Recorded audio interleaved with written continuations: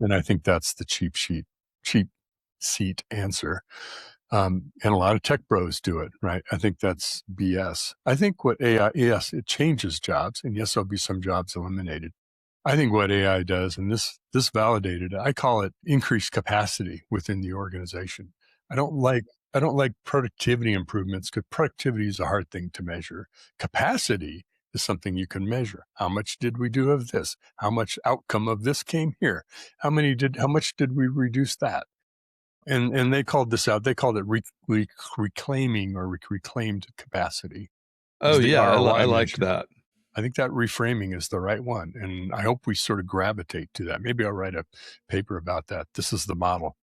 This is the way. Capacity from DeLorean movie AI. coming out. That's like, you're investing in that as innovation, because we hear this a lot, right? You got to 10x yourself, and if that means you're just doing 10 times the work with a similar output, that's not really a win. That wasn't good work in the first place. Oh wow, I'm having RPA flashbacks. Yeah, so you got to think about the outcome and that capacity gain idea you're talking about. That's where your investment should be. Absolutely. And there's so many, we're just skimming the surface, touching on a few things here. There's always, the good thing about DORA is it is the one place we have to use for kind of benchmark metrics, for KPIs, for ROI. And I hope this capacity ROI is one that takes hold. So I'll do whatever I can in my limited capacity to try to help that. But I think to me, that's the most important thing that came out of this. And your point about the J curve is sort of setting the reality of where we're going, what we're going through, and helping set expectations. Don't expect X ROI, this month, this quarter. It's going to be a while for us to push through, but we'll see areas that jump further up that curve. The more maybe, we do and learn. For the project X, it's just reduced downtime. Maybe for project Y, it's simply extra features over time. Those are what you're those are the ROI bits that you're trying to like tie back to the investments you're making in this thing.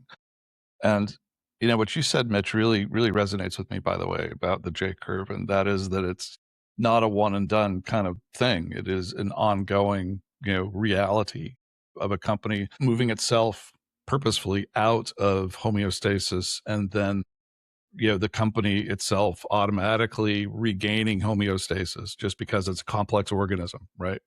As any complex organism does. You're always trying to get that thermostat back to right in the middle. So it's not a one and done shot. It's not a per project thing. It's an ongoing area of investments and understanding that you have to think about when you're building this stuff. Well, and I think one more parting thought, and that is, it's a system. It's not one thing.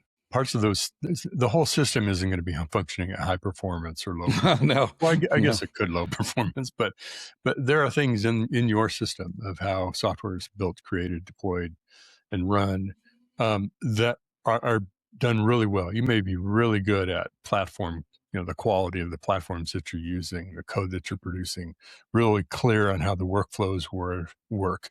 You could have a jumbled mess too. So you have to factor in, do I throw AI at the jumbled mess? Maybe I use AI to help me unravel it and try to make sense of that and help get it into a more clarified workflow. But don't just throw AI at everything and say, oh, well, actually, we're not, the topology of the team is kind of dysfunctional and this just highlights it. Okay, well, let's fix that, right? This is a good place for it to point out areas where will doing this amplify good things that will accelerate these outcomes that we're looking for coming out of our software team. So I think for an engineering leader, it's great because now you have some kind of knobs, dials, meters, whatever, to really think more granular without getting too far down the rabbit hole of saying, doing these things leads to this outcome that matters to the business, making money. That's your number one goal. What sounds like a good long-running process is a simulation of said change to an existing system. Just a thought for all of you digital twin lovers out there. There you go. That sounds like a good thought experiment with an AI. I think you could do more than just thought. I think it could be an AI thought experiment.